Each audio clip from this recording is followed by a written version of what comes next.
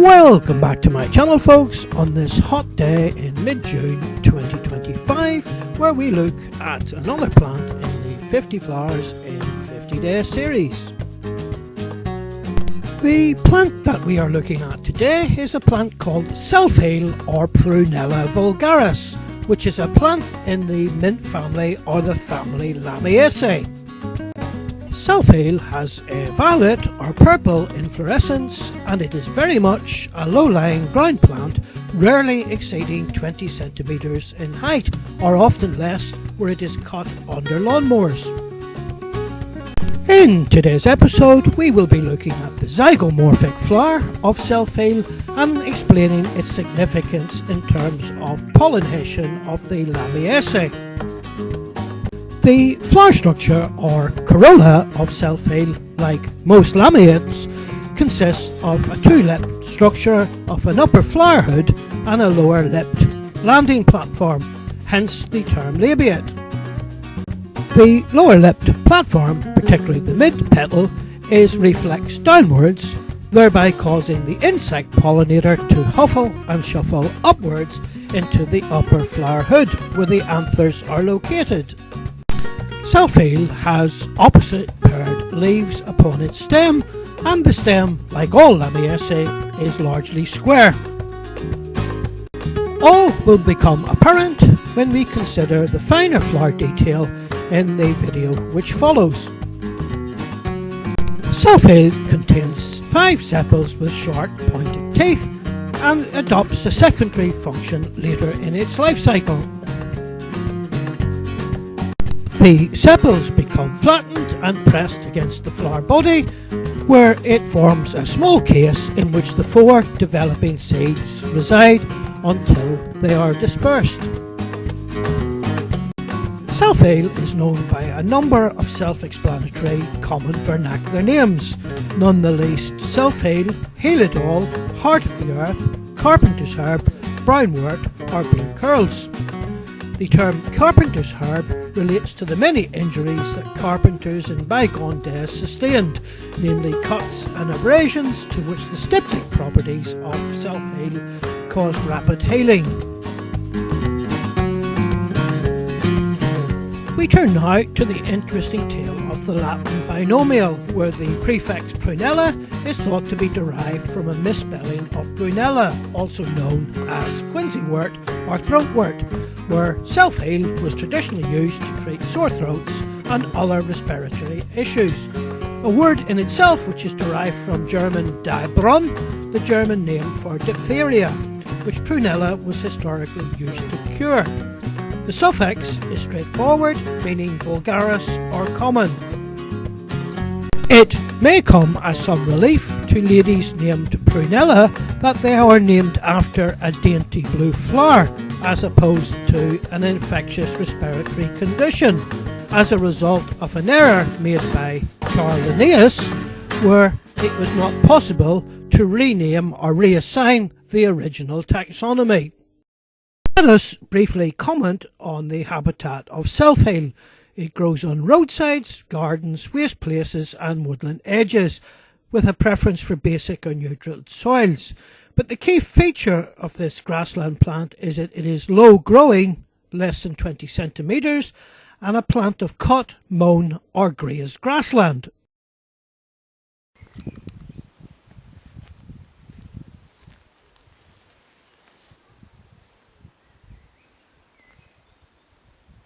Okay, welcome to my channel, folks. Wildlife Ranger here on YouTube on this very, very hot June day. Temperatures in excess of 30 degrees C. So we're very lucky to have such hot weather, although it doesn't do the floristics any good. Whilst in the search for the Onograceae or the willow herbs, we've come across this low-growing plant in meadow or slope adjacent to meadow grassland. And the name of the plant is self-heal or Prunella vulgaris. And the plant itself is in the family Lamiaceae, which just illustrates the abundant form that we find this plant family presenting in. What we're looking at is a small plant low to the ground. It has opposite leaves on the stem, and the stem is very typical of the Lamiaceae because it is square, a square stem.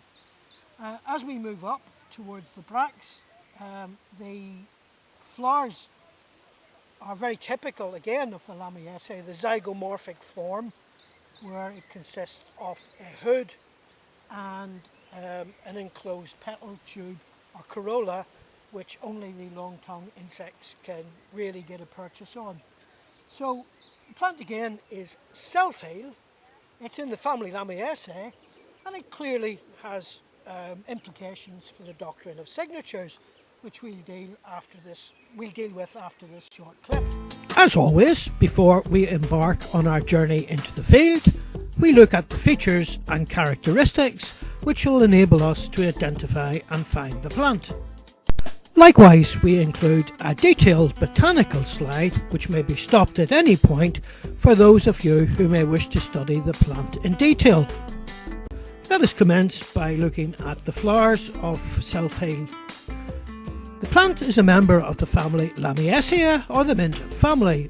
It is a low, creeping, mat-forming, downy perennial of 5 to 20 centimetres, rarely bigger.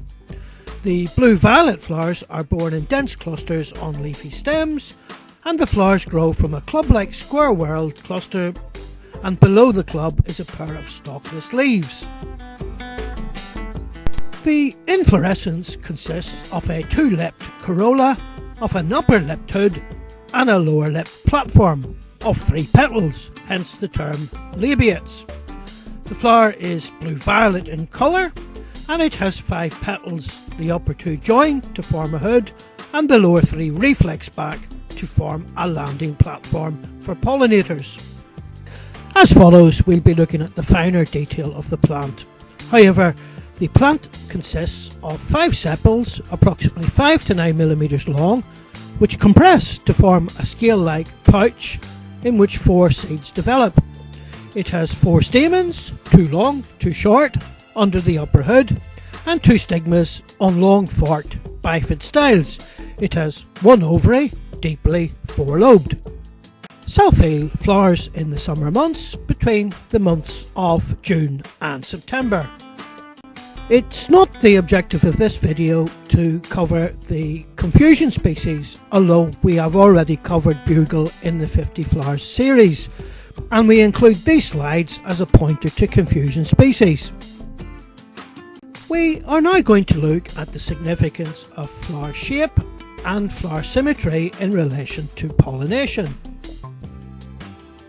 Let us just resolve this complex sounding terminology to a simple understanding.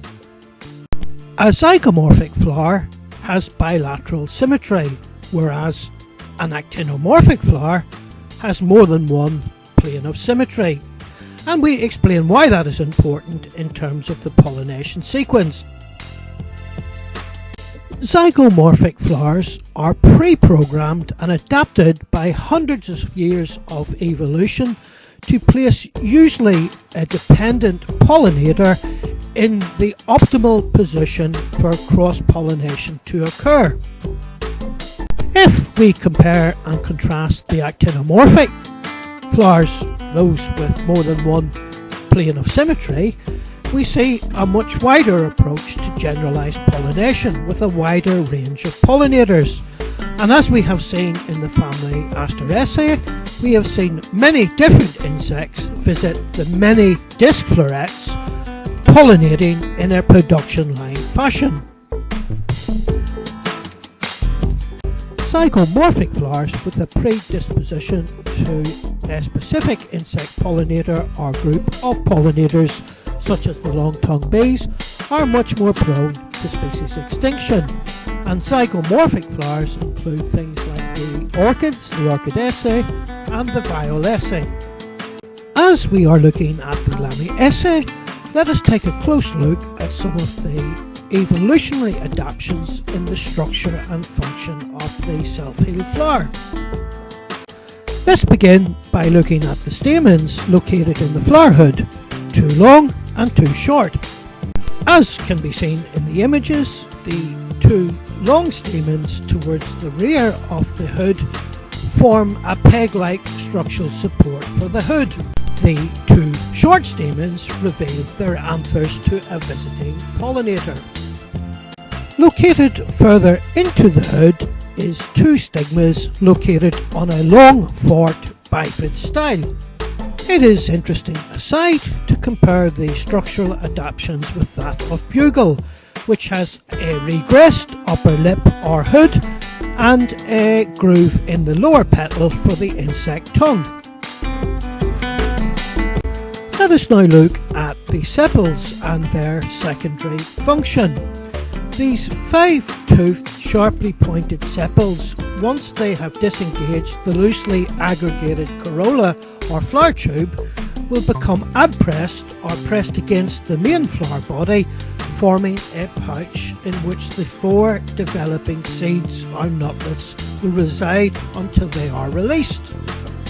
The Lamiaceae are generally unwelcome to insects other than their specific pollinator type, and they use hairs to achieve this, with hairs on the stem stopping insects crawling up to the flower head, hairs on the base of the leaves at the capitulum acting like a guard of a sword, and various other hairs on the upper hood discouraging insects such as aphids. The plant itself also can use hairs to position optimally on the axis of symmetry the pollinating insect.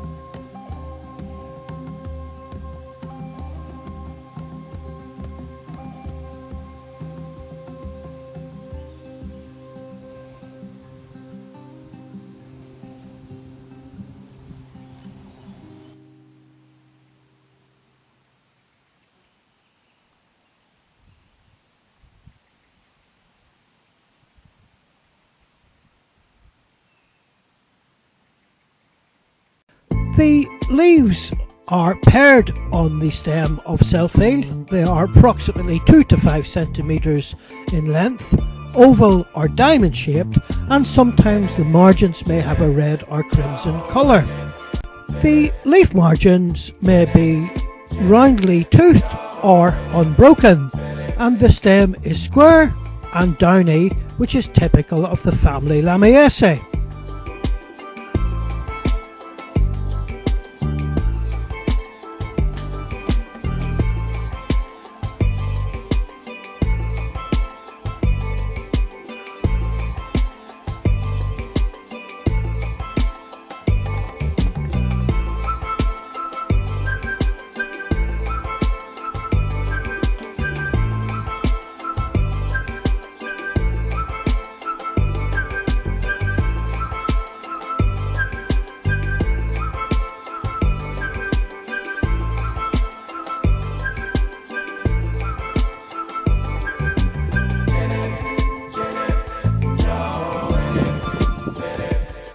Well folks, that concludes another episode of the 50 Flowers in 50 Days series, and once again thank you very much indeed for watching.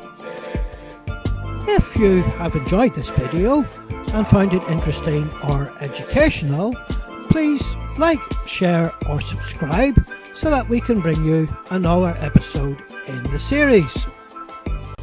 Let us hope in springs and summers to come this violet beacon lights your way through green pastures. And, in the words of Maggie, our international symbol of floral appreciation, whatever the weather may be, get outdoors and enjoy it.